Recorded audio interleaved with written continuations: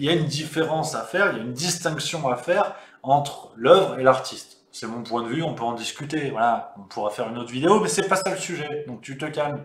Et avec Lajli, ce qui est intéressant, c'est que même si pour moi cette réflexion était assez claire, avec Lajli, j'ai beaucoup de mal à l'accepter et à la mettre en pratique, parce que si on essaie d'installer une frontière entre Lajli et le film Les Misérables, en tout cas les propos qu'il y a dans ce film, on se rend compte que cette frontière, elle est extrêmement poreuse. Parce que Lajli, c'est à la fois une personne qui va, en tout cas sur le plan médiatique, mettre en avant des messages de tolérance, des appels au calme et des appels à la paix, ne serait-ce qu'entre les forces de l'ordre et les jeunes de banlieue. C'est un petit peu ce qu'on retrouve dans le film d'une certaine manière. Mais Lajli, c'est aussi celui qui, dans un interview pour le blog du cinéma, va qualifier Éric Zemmour et Zineb El Razaoui de terroristes, invitant cette dernière à, je cite, aller se faire enculer. C'est une pratique comme une autre, hein, sur le plan équestre. Là, on n'a pas vu d'ailleurs d'association féministe qui, il me semble, aurait dû se saisir de cette affaire pour créer quand même un scandale bien mérité, parce que il me semble pas que de manière courtoise nous puissions inviter les gens à aller se faire enculer, hein.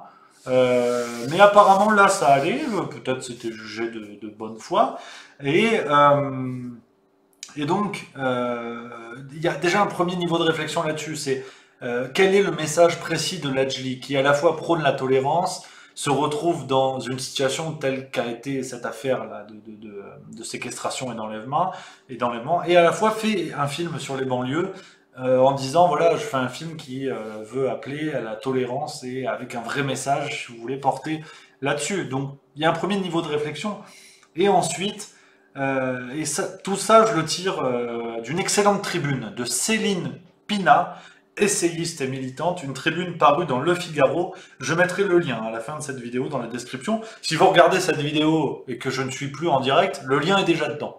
C'est la magie de l'internet. Voilà, ça, Harry Potter, tu peux aller remettre un slip. Donc Céline Pina, dans son excellente tribune, apporte aussi des réflexions supplémentaires là-dessus. Et parmi ces réflexions, je trouve qu'il est aussi intéressant de parler de la question de la violence faite aux femmes par rapport, oh putain, je vais appeler un orthophoniste, par rapport à l'affaire Lajli. Parce qu'effectivement, dans cette affaire, de manière peut-être un petit peu symbolique, la femme est un butin qui a été souillé par l'amant, qu'il faut ainsi souiller à son tour et qu'il faut supplicier. Donc là, on parle vraiment d'un enlèvement, d'une séquestration. La personne, selon les articles de presse, a réussi à s'échapper, mais on ne sait pas comment ça aurait pu finir. On ne sait pas comment. Donc rendez-vous compte de cette affaire, ce qu'elle dégage symboliquement. Et là, ne s'est pas posé la question de la violence faite aux femmes, de l'image de la femme dans cette affaire. On a préféré retenir le motif racial, et c'est d'ailleurs, et là on commence à tutoyer les étoiles, hein, ce niveau d'abstraction, Lajli, peu de temps après les révélations de Valeurs Actuelles et Causeur, a porté plainte pour diffamation raciale. Voilà. Petit silence là encore pour que chacun comprenne. Je sais pas.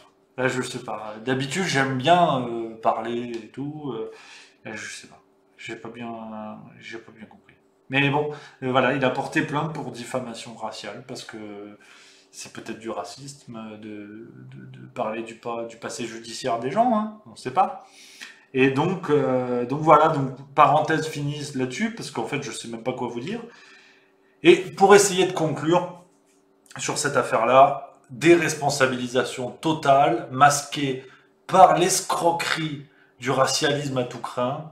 Voilà où on en est, si vous voulez, voilà ce que dit cette affaire Lajli, malheureusement, qui en dit bien plus qu'un sombre passé, comme beaucoup en ont dans le monde des médias, de la culture, ou dans n'importe quel monde.